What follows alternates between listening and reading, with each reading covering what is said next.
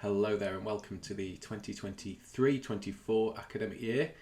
Welcome back to the Sir John Brunner Foundation. I'm going to go through a few key messages and things for us to think about as this academic year begins.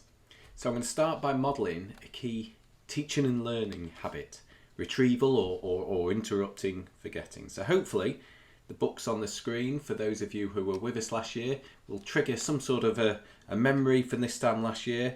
For those books on the left, and for the one on the right, for those of you who were involved in the leadership conference we held in the Sir John Dean's Theatre last February. Hopefully some memories triggered there. So I'm going to really quickly recap what we talked about there. So I'm going to start with why, which, as I mentioned, I also mentioned at my end of year Zoom briefing, that all successful organisations have a clear why, how and what. So what about for us? What's our why? Well, our why is advancing and enhancing students' lives. Our how is by living our values of excellence, belonging and partnership. And our what are our strategic priorities. So focusing on quality, sustainability, growth and innovation. So on to the next book. That's another Simon Sinek book, Leaders Eat Last. And we talked about the concept of the circle of safety. That we are better together, stronger together, and I'll return to this later on in this short briefing. The Foundation Leaders of Education programme is an example of this. Professionals working together to share and create best practice, working together in partnership to solve some of the big issues we wrestle with. Not in isolation, but by benefiting from the many brains and many eyes on the task at hand. Another book we looked at was Factfulness, which described with lots of graphs and lots of different examples that the world is actually getting better, not worse, but we need to remind ourselves of that frequently. And another book that reminds us that we need to remind ourselves of things is Solve for Happiness, and the advice that you need to train your brain to look for happiness, and we need to continue with that this academic year.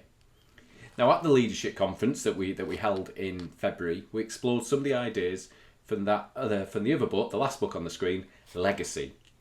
And these ideas included leaving the shirt in a better place, which was a concept from the New Zealand rugby team. As an All Black, you're a custodian of the shirt. You're honoured to wear it. And when your time wearing the shirt comes to an end, it must be in a better state than when you found it. And we discussed that when you're on top of your game, you need to change your game. And we looked at aiming for the highest cloud, having high expectations and keeping a blue head, making calm, rational decisions and having calm, rational actions. So on to this year's book review then. So for this presentation, I'm going to focus on this book, Belonging, by Owen Eastwood, who is a New Zealander of Maori descent. He has worked with some of the most elite teams and groups in the world, including Gareth Southgate's England team, the British Olympic team, NATO and the South African cricket team, to give just 4 examples. And I'm going to focus on a few of the concepts that he describes in his book. The first concept is whakapapa. And this means it's the importance we play in the story, the past, the present and the future of our institution, our foundation. That we are shaping this story. That we are linked to all those who have gone before us and all the people who have worked to build what we have now, for good and for the bad. That is, what has become the Sir John Brunner Foundation is permanent. It will change. It has changed in the last 466 years. And this is our moment in the story. In the book Belonging, whakapapa is described like this. Each of us are part of an unbreakable chain of people going back and forward in time. Back to our first ancestor, at the beginning of time, and into the future, to the end of time. Each of us in the chain of people have our arms interlocked with those either side of us. We are unbreakable, together immortal. The sun rose in the east and shone on our first ancestor. Here is our origin story. Just as happens with each passing day, the sun slowly moves down this unbreakable chain of people.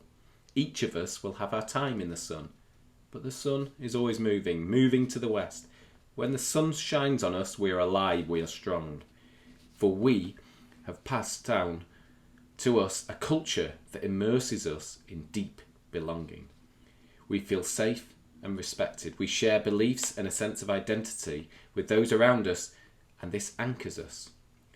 We share a purpose with them. We share a vision of the future. We fit in here. Rituals and traditions tie us together. The experiences and wisdoms of those who walked in the light before our time are passed on to us. So what is our purpose? What is our why? It's returning to that why, advancing and enhancing students' lives. What are our rituals and traditions? These are unique to each school, and we're creating new ones as a foundation. We'll continue to continue to do so. What are the experiences and wisdom for those who walked in the light before us? This is important. Important that we learn from them, but not feel suffocated by them. As the sun moves from the east to the west, it is not only the people who are changing, it's the world that is changing. And we need to adapt to these challenges, to these changes and these challenges. And what are these challenges? Well, recruitment and retention, harder than ever.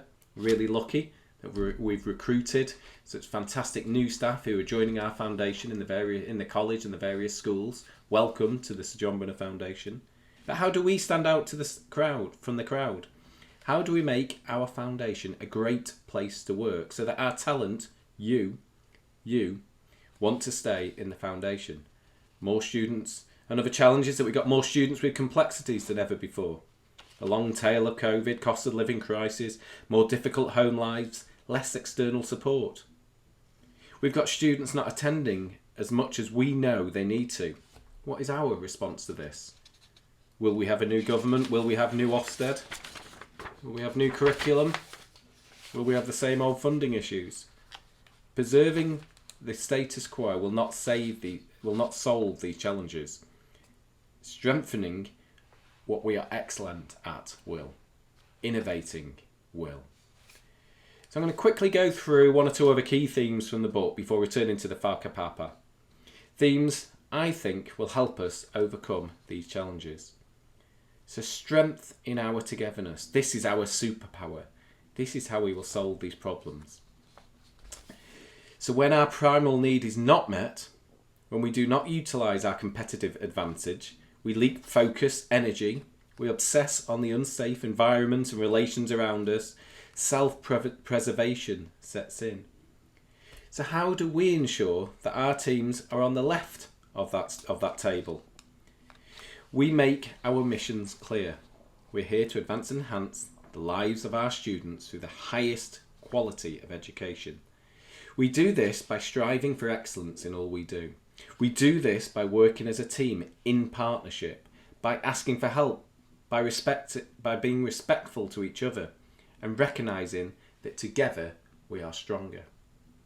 We do this, and we will write a legacy to leave our foundation in a better place.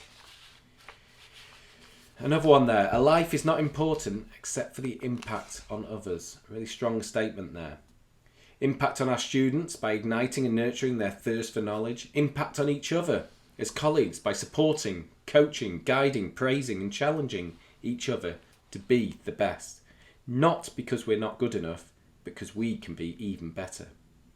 Now, I know there's a dull table on there, but this is our us story, our Whakapapa. And it is a dull table with lots of text. But think of the stories that lie beneath each date, beneath each event. Think of the triumphs, the disasters, the highs and the lows.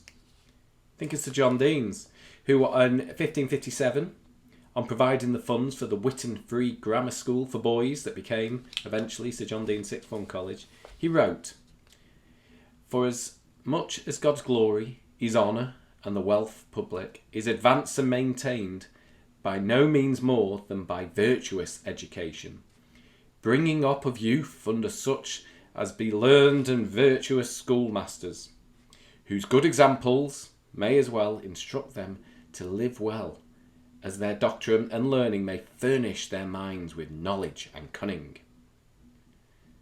Does that sound like striving for excellence?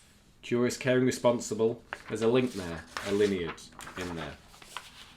So our Us story also involves poor financial decisions to sell off land in Chester in the 20th century.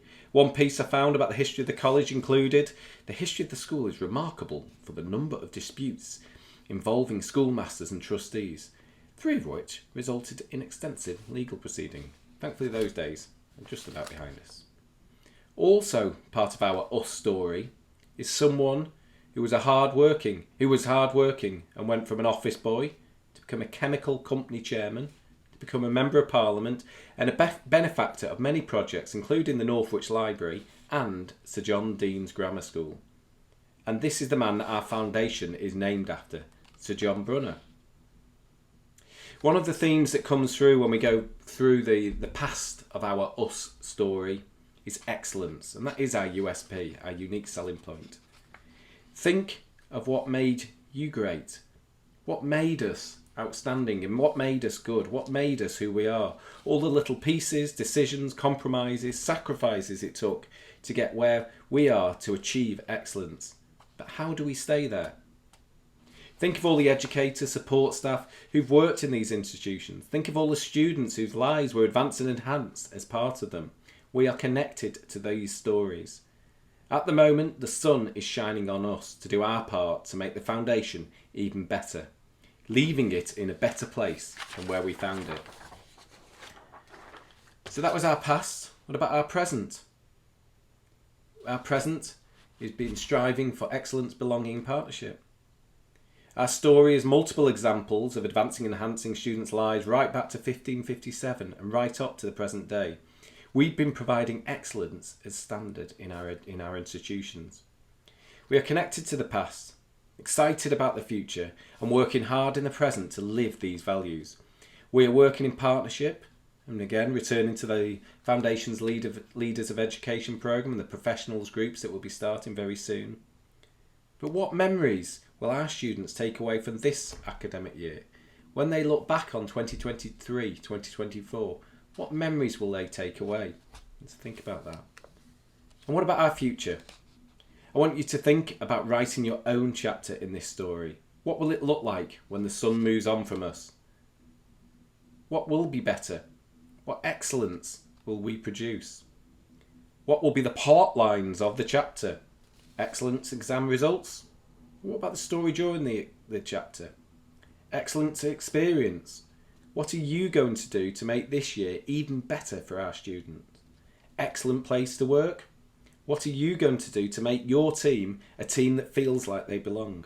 What role are you going to play in your team to support your leader, to support each other? Our strength is in our togetherness.